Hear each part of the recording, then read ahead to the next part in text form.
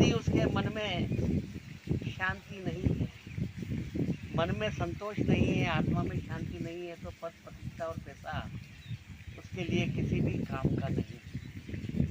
यदि उसके पास मित्र नहीं है, ऐसे लोग नहीं है जिनके कंधे पर सर रख करके वो रो सके, अपनी समस्याएं साझा कर सके, अपने दुख को हल्का कर सके, ऐसी कोई कंपनी नहीं है जहाँ बैठ करके वो अपने मन को हल्का करे, ऐसा कोई अभियान नहीं है जिससे जुड़ करके वो सत्संग का लाभ ले और अपने स्ट्रेस को, अपने तनाव को, अपने आउटलेट को बाहर निकाले।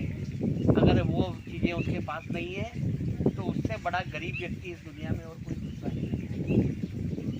इसे हम एक ताज़ा उदाहरण से समझेंगे कि महाराष्ट्र के शोलापुर में एक बहुत बड़े न्यूरोलॉजिस्ट, जिनके पास में लोग महीनों से अपॉइंटमेंट मिलने के लिए नंबर लगा के रखते थे और बहुत मुश्किल से उनसे उनका अपॉइंटमेंट मिलता। उनके पास में वो एकमात्र ऐसे व्यक्ति थे जिनके पास में निजी चार्टर्ड प्लेन और वो कर्नाटक, आंध्र, तमिलनाडु आदि स्थानों पर अपने निजी हेलीकॉप्टर से लोगों का इलाज करने के लिए जाया करते थे और न्यूरोलॉजिकल सेवाओं में अपने महत्वपूर्ण योगदान के लिए उनको महाराष्ट्र के मुख्यमंत्री देवेंद्र फडणवीस ने बेस्ट न्यूरोलॉजिस्ट का अवार्ड देकर के सम्मानित किया।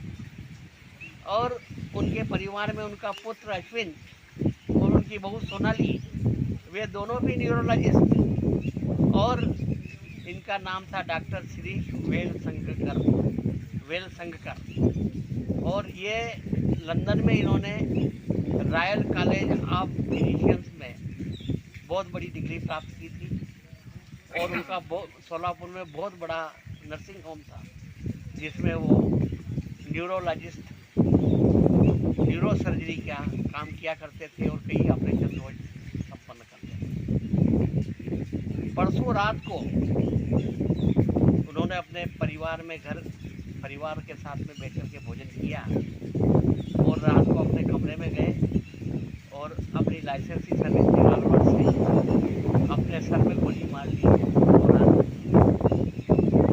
डॉक्टरों ने उन्हें बहुत बचाने का प्रयास किया पर तो नहीं बचा पाए और उसी नर्सिंग होम में जिन्होंने हजारों लोगों को जिन्होंने जिस नर्सिंग होम में जीवन दान दिया उसी में उन्होंने अपना जीवन समाप्त किया।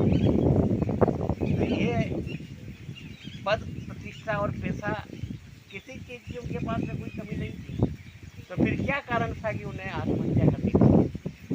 क्या कमी थी उनके पास में? अच्छा परिवार था, अच्छी प्रतिष्ठा थी, खूब पैसा था, निजी हेलीकॉप्टर थे, निजी चार्टर्ड प्लेन थे, बेस्ट अवार्ड मिला हुआ था, उसके बाद में भी वो जिंदगी की जंग हार गए और अपने आप को जिंदा नहीं रख पाए। उसका कारण ये है कि अपना स्ट्रेस, अपना तनाव वो मुक्त नहीं कर पाए। उनके पास में आउटलेट नहीं था, इंट्रेंस तो था पर एक्सटेंस नहीं था। समस्याएं तो बहुत अपार उनके शरीर में, उनके मन में थी, परंतु उनके निराकरण का स्रोत उनके पास नहीं था।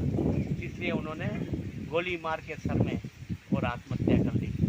इसलिए मनुष्य जीवन में ये जरूरी है कि अच्छे मित्र बनाएं, अच्छी कंपनी ज्वाइन करें, सत्संग सुने, अपने समस्याओं का साझा करें और अपने दिल को हल्का करें, प्रकृति की गोद में बैठें और विभिन्न माध्यमों से अपने स्ट्रेस को बाहर निकालें, तनाव से मुक्त रहें।